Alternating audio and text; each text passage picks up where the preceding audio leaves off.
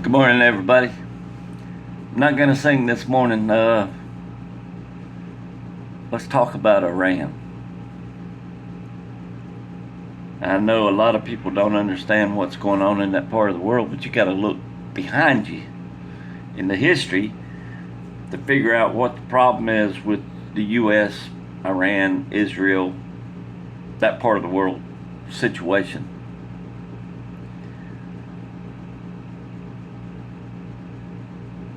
In the early 1980s, uh, the Ayatollah overthrew the Shah of Iran. The Shah is the supreme leader. They stormed the American embassy and they took American hostages. I believe it was 6 Marines were also taken hostage. They were held hostage for 444 days. We got a new president. Ronald Reagan said, "I want my people back." And they wouldn't negotiate. And there was a failed rescue attempt. Other Marines we were going after our buddies. The problem was the new helicopter. One of them crashed out in the desert, killing the other Marines.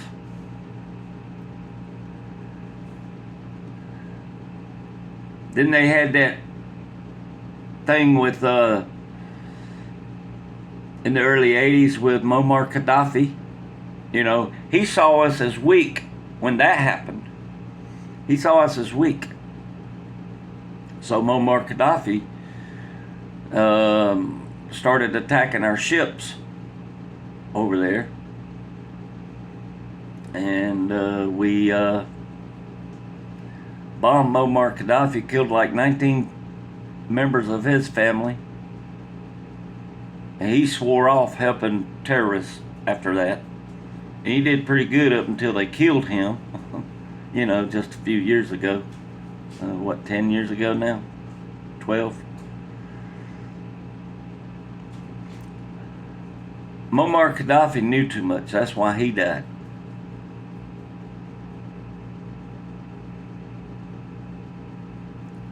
Manuel Noriega knew too much.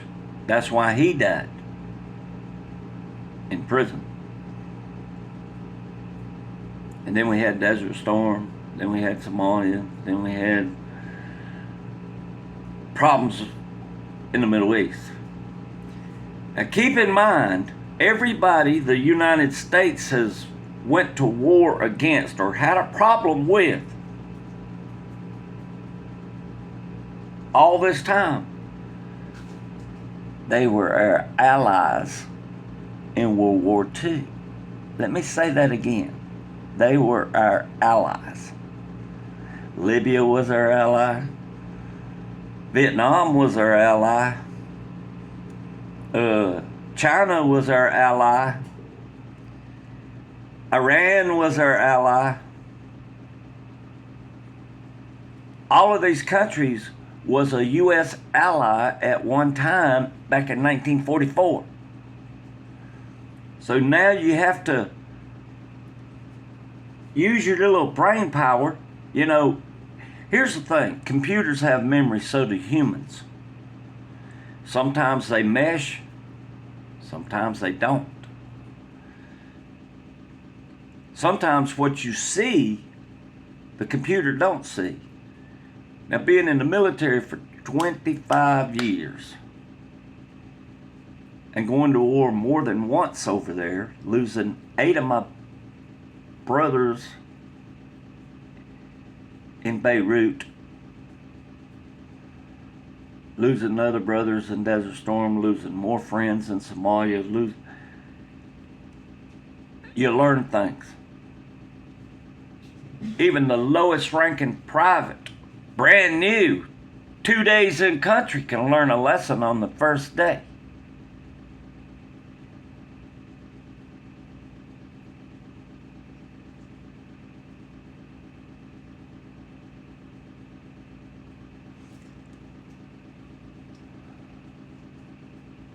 Iran is not really a threat to the United States.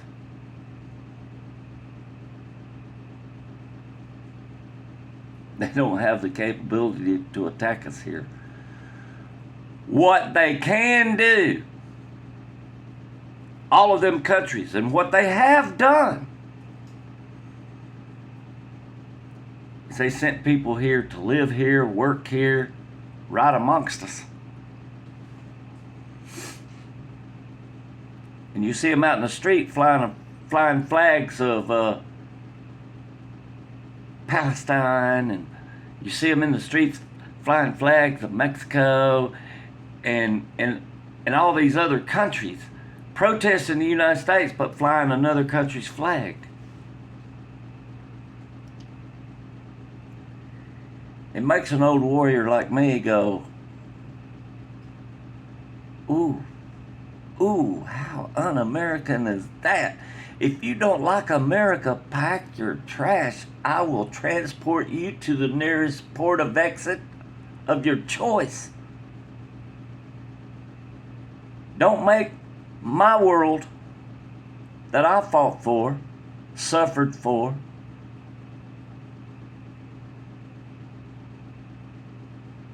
as third world country as your country is. If your country is that great, go back home and make it even better.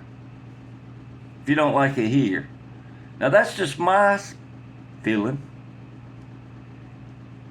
I can get along with anybody that wants to get along.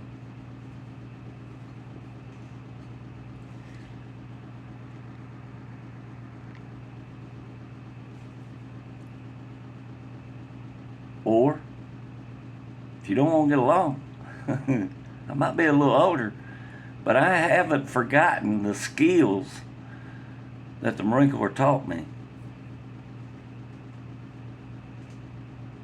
Let me ask you something. Have you ever known a Marine that didn't believe in the Second Amendment? I've never known a Marine that was a conscientious objector. You know? Some things are worth fighting for. Now, we're not going to have a war with Iran. You can't call a single bombing. I would call that a statement. Iran doesn't want a war with the United States, and even if it does, it can't win. We took on the Iraqis in their Desert Storm. At the time, it was the world's fourth largest army. In the early days, I was worried because if they had come across the Saudi border, they could have taken Saudi in the early days of Desert Shield. Could have. Could have. We didn't have any ammo, to be honest with you. I had 120 rounds for my rifle. That was it. I didn't have nothing. We didn't have nothing. So that was their mistake. I mean, we had some things. We had some air cover, but I'm not sure how much supplies we had, if you know what I'm saying. There's not going to be a war with Iran. Don't worry about that. I don't think there's going to be any more wars at all, which is really a good thing, because I don't want my son or my grandson to have to fight in the same place as I did. And you hear these people talking about, oh, we need to bomb Iran. We need to bomb Iran. We need to... No, we don't. We don't need to do nothing. We need to take care of America. That's what we need to do. I joined the military to serve my country. Not fighting the Beirut Civil War. Not fighting a foreign war and protect the Saudi kingdom. That's not why. I didn't join the United States Marine Corps to fight for Saudi Arabia. I did, but that's not why I joined. I wanted to serve my country. And a lot of people are like, oh, the military's not on the street. They're along the border. Now they're patrolling the streets of L.A. Well, that's not the first time they patrolled the streets of L.A. Anybody that's got a memory that was born after or born before 1992 should remember when Marines had to quell the riots from the Rodney King trial.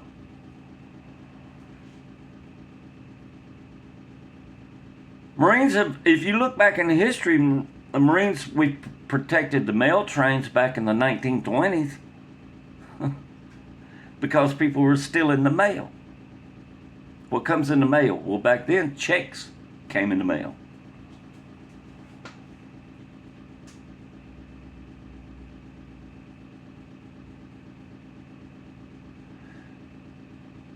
The best thing you can do, and the best advice I can give you as a career military guy, is turn off the propaganda box. And that's what I do sometimes. Sometimes when I go dark and you don't hear from Dave for a while, that's because I've unplugged. I shut down everything. I go fishing. I leave my cell phone at home.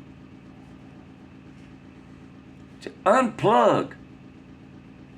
You got information hitting you on both sides of the head, and you're and you don't know what to do, and you don't know what to think, and you don't know what's real, and you don't know what's the truth and what's a lie. Turn it all off. It goes away. And learn to think logically.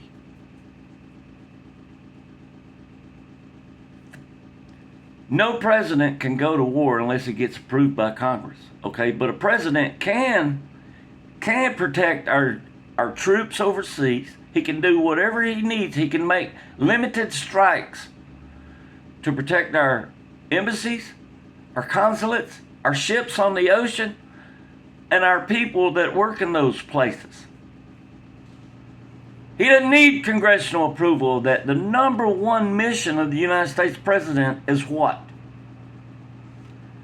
Protecting and defending the United States Constitution and this country and our assets.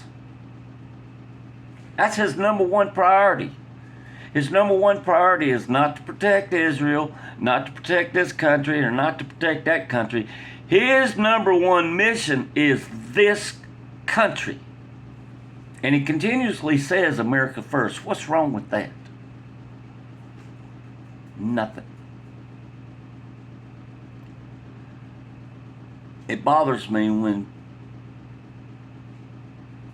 you try to explain something to people and they just don't like him because the TV says I should hate him.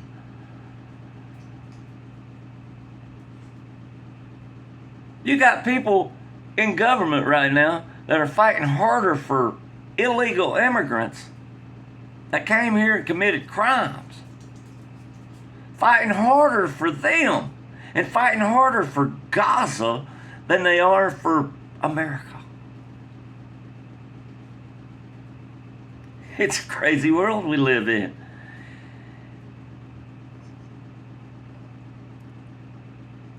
Some of y'all have heard me say, this is not the America I fought for. It's not. It's not. Our schools are messed up. Our colleges are messed up.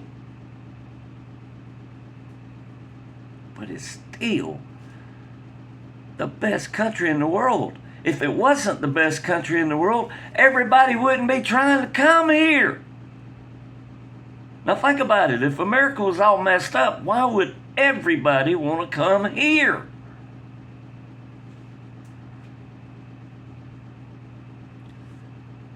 Put it all in God's hands. And no harm will come to you.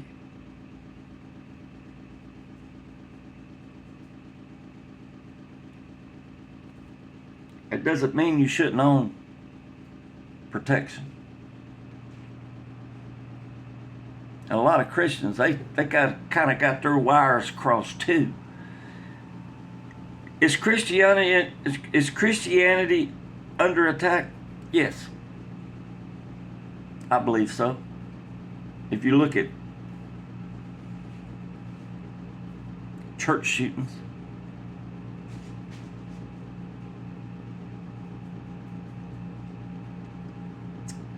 there was a church attacked in Michigan on Sunday. Some of you might not even know that. Depending upon where you are in the world, they ain't told you about it.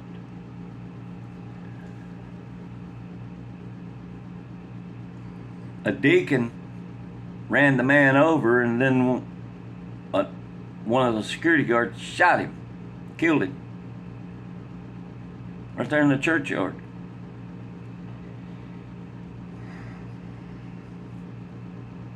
The man who did it, his mother was baptized in that church. She was a member. And she had brought him to that church a couple of times, they said. Look,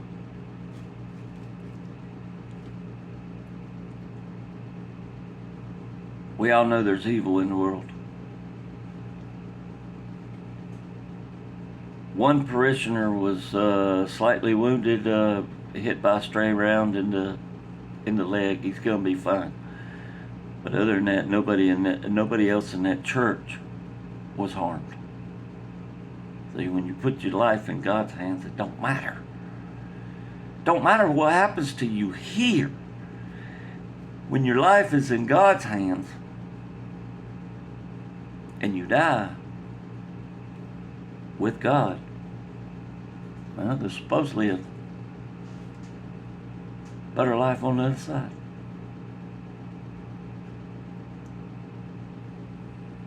You don't need to stress over earthly things.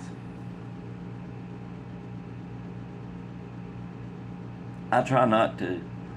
It just bothers me sometimes, and then I feel like I have to try to tell other people, from a career military guy who has seen things and learned things from 5 different wars over there.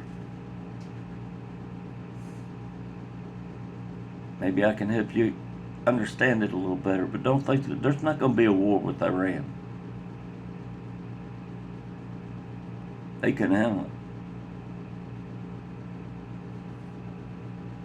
We saw a new weapon used in those strikes.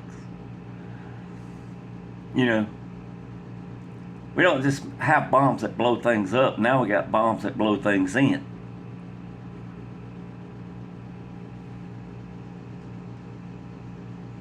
Called kinetic energy. You can look that up. And we went from supersonic to hypersonic. What's next? Super hypersonic.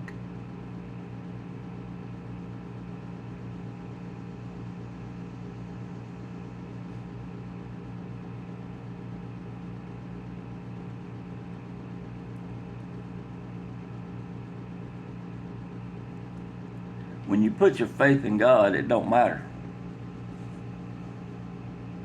The Lord can come back in the twinkling of an eye.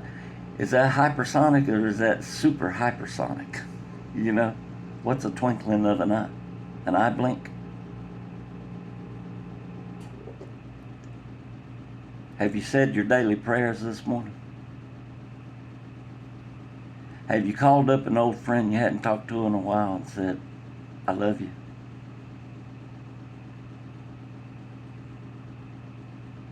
Tomorrow's not promised anyway, whether there's a war or not. You better love and live for today. Y'all have a good one.